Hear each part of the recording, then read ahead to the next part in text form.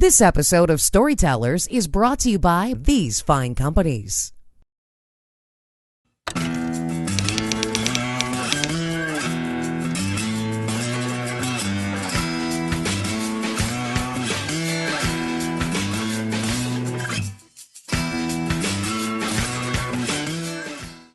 Rickie tells of a certain Summerduck Dragway match race, and you pulled the wool over his eyes. Tell me about the day you got the wool pulled over your eyes.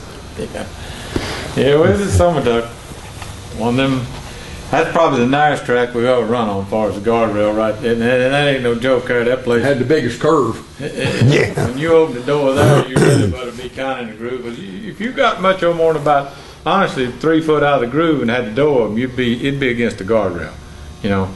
And same deal, you know, backing up. If you was in the right lane, you had to watch, you know, the dang guardrail there around the tree. But anyway, they didn't have no lights up there.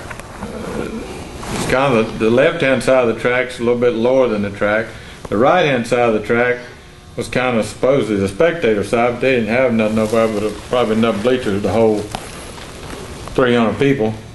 And they had a bank there. It was about 5 foot high, and there would be a few cars parked up there, you know. And we got down to the final round, me and Roy. I think we'd won one apiece or whatever. And we're going in that last race. We're trying to get our cars ready, but it just got dark. And back then, we didn't have photo set, you know, like, you know, the beam, the I-beam thing. You know, we had the old floodlights down there that shined across the track for the beams, you know. You had broken floodlights. Well, it's getting dark, and it's really we shouldn't even be running. It doesn't stop everything from running but us. We needed the money, though. But we needed the money, and it paid more to win the match race. You know, you got paid more, probably $300 or $400 more dollars if you won the thing, and you know, so hell, I wasn't gonna lose. You know, and Roy wasn't gonna lose. I done talked to him. I went up there one time while we were trying to get all of us car. I don't know who was helping me then, but I went up there to Roy. I said, Roy, what we're gonna do? It's getting dark. He said, we're gonna race. I said, Roy, man, we don't need to race. You know, I said, why don't we just go up there and maybe let the clutch out and, you know, run, do the burnout, do our deal, and let the clutch out and shut them off. No, he said, hell no. He said, I think what he said, no, we gonna race. He said, I'm fixing to wear your butt out. I don't think he said butt, but you know, anyway. He said, I'm fixing to wear you out this time. And I was running a little better than him. I should have won, but anyway, we get up there and it's dark. Now it's dark. And Summerduck, when you go through the finish line, you don't go max of 200 feet if you go that far, and it's a hard left-hand turn down a hill.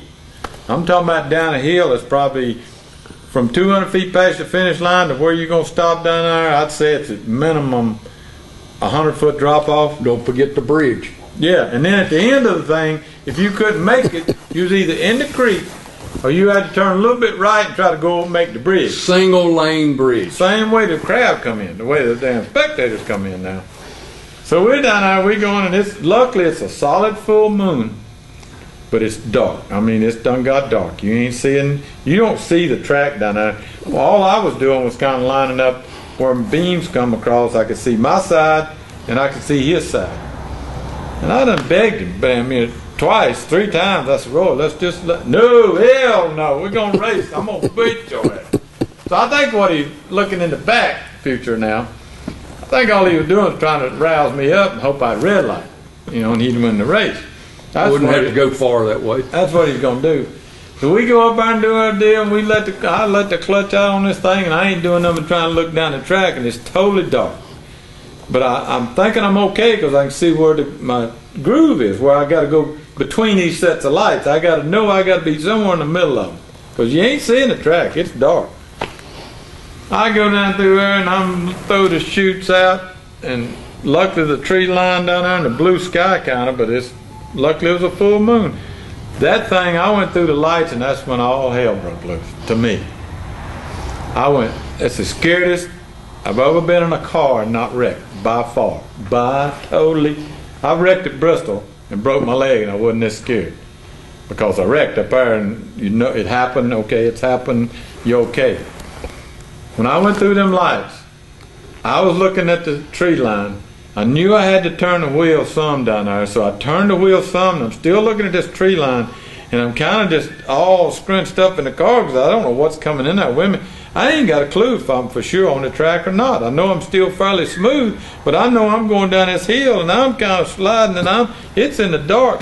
I finally get this thing stopped down there at the bottom of the hill. I didn't wreck, but when I stopped, this is no lie, I'd fight a monkey, and I have back in. When I stopped and just opened the door down there's nobody around me. I sure let a big breath out, but this left leg wouldn't even I couldn't even get out of the car. This left leg was jumping like this. It wasn't just shaking, it was jumping. I mean, it was just jumping 6 inches at a time. I said, what? I mean, I'm having to hold on to it. That's how scared I was. I mean, why I didn't wreck or whatever. I mean, I was totally, scaredest I've ever been. And then to get all this done, this crazy ass fool done what I asked him to do when we started the deal.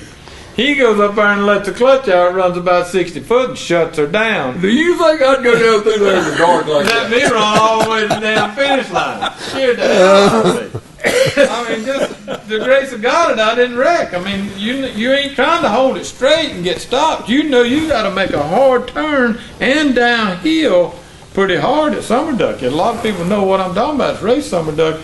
And and this crazy nut, like I say, all he done was let the clutch out and pushed it right back in. He knew what he was doing, but I didn't have no sense. I was still young and dumb back then.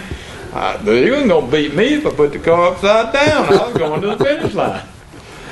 That's what makes Rickie Smith the racer he is today. It's what's What a crazy ass.